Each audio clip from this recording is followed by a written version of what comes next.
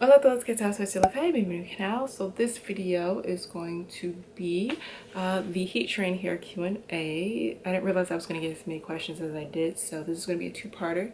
Make sure you hit the bell and subscribe so that way you are notified when the next part to this video will be uploaded.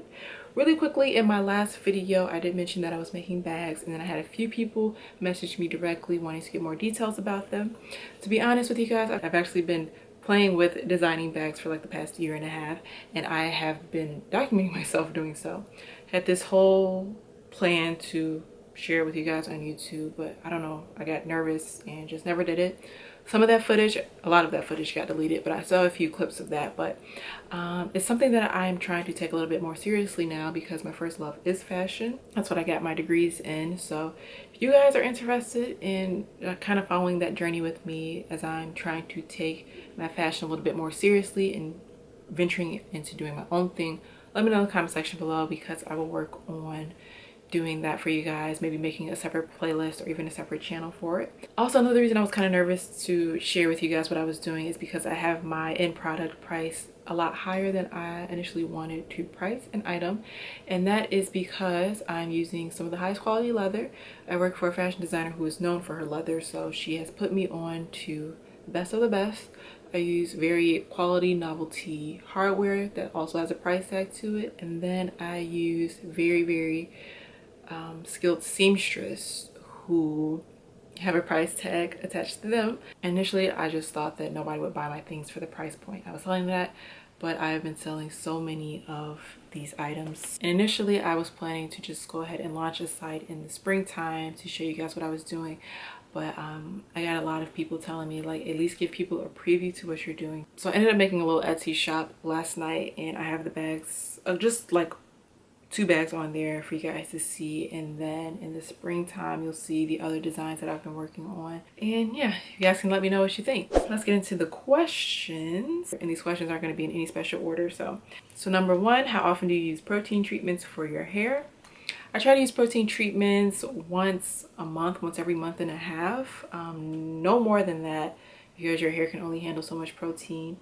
But you have to be careful. What I've recently learned with protein treatments with low porosity hair, I believe, but don't quote me on that, but I know with certain porosities the hair can't really handle protein. So make sure you know your hair's porosity. I'm trying to learn my hair's porosity, and once I learn that, I think I'll be able to even further assist you guys with the products that I'm using for my hair if you have similar hair porosity as me. I like to use my newfound favorite, the Aphogee protein treatment, 2-step protein treatment. I'll have that link down below. And then if I'm not using that, or if you don't like protein treatments that are going to harden your hair, the Green Beauty hydrolyzed protein treatment is a great one. Next question is, what temperature do you use to flat iron your hair? How do you prevent frizz? So I have the frizz question quite a few times. So the first part is, what temperature do you use to flat iron your hair? At the moment, I usually go between, like, I think it's 350 and 410, and it just depends on the temperature outside. So in the warmer months, I will go ahead and use the higher temperature because that'll help with minimizing the frizz a little bit. And then in the colder months, I use a little bit of a lesser temperature. But I noticed too, with some parts of my hair, it may not need as much heat as other parts. I know the top part of my hair right now is damaged because I wear sew-ins and I'm constantly putting the flat iron on my leave out. So I try to use a lesser temperature for my leave out than I would maybe the back of my hair, because I don't really put heat on the back of my hair that much. So the next question is, how long did it take you to see a change in your curl pattern? I thought about some creamy stuff again, but feel like I can change it naturally if I can do that instead. So you also commented that you had saw one of my older videos where I answered that question. But me personally, I don't know, because I've been heat trained basically my whole life. I would estimate about a year, depending on how often you put heat on your hair, maybe even 2 years for you to notice a change in your curl pattern. But yeah, I think heat trained hair is a great alternative to relaxers if it's something that you don't want to go back to, but you just want to find a more manageable way to care for your hair. The next question is, I've had heat trained hair pretty much most of my life, like me. I've never had a relaxer, but I've had my hair straightened almost all the time from childhood. I've tried to be natural all the time, but it's too much work. Same. I went through that period where I tried to be natural and it was just like, nah, my hair was not here for it. Now I'm back to straightening, but I'm struggling with frizz. I've done deep conditioners, hot oil treatments, and several at-home trims and cuts because I thought that was the issue. How do you combat frizz, and what inexpensive products can you recommend using? So again, with the frizz, that's something that I'm still trying to crack the code with. Something that helps me tremendously with frizz though in the summertime is getting keratin treatments. I know that's not everybody's thing, but keratin treatments really help to minimize the frizz that I get during the summer months.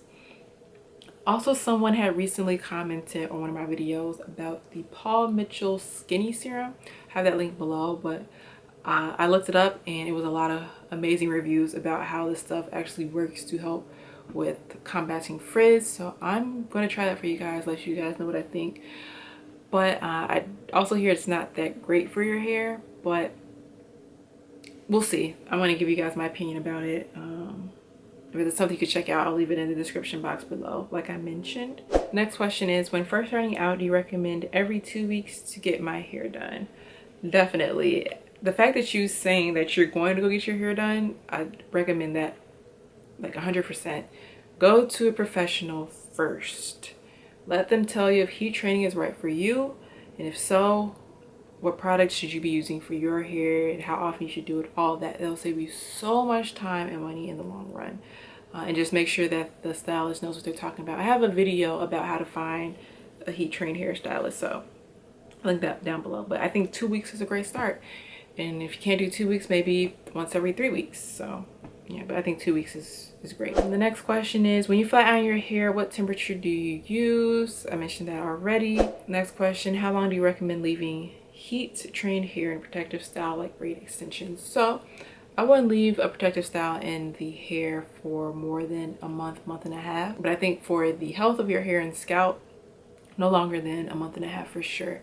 And actually, to be honest, my hair does not like protective styling. I force my hair to take it anyway, but because my hair is in an altered state, it's a little bit more fragile. It doesn't like when I have weave and stuff hanging from it. However, I do take the necessary precautions with doing pre-poo treatments and making sure that I'm being very careful as I'm taking out my extensions at the end of it to make sure I'm not causing too much damage to my hair from the protective styling. But I think with heat training hair, protective styling is something that you have to really be careful with and make sure that you're managing it properly. So make sure that you are getting the results you want from protective styling, which is generally hair growth. And just sometimes it's giving yourself a break, but let's make sure that you are being careful and taking the right steps with protective styling. This will be the last question I answer for this video, but it's, will you ever try keratin treatments again? And kind of like I mentioned before, I think they are great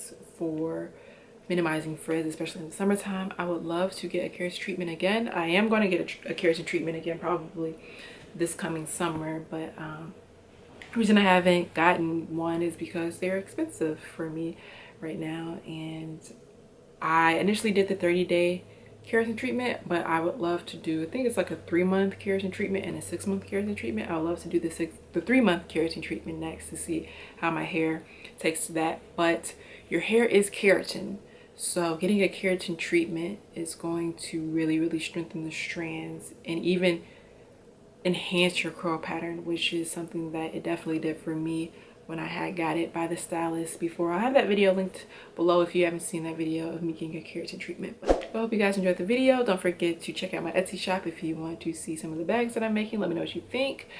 And bueno, until the next video. I want to thank me for doing all this hard work.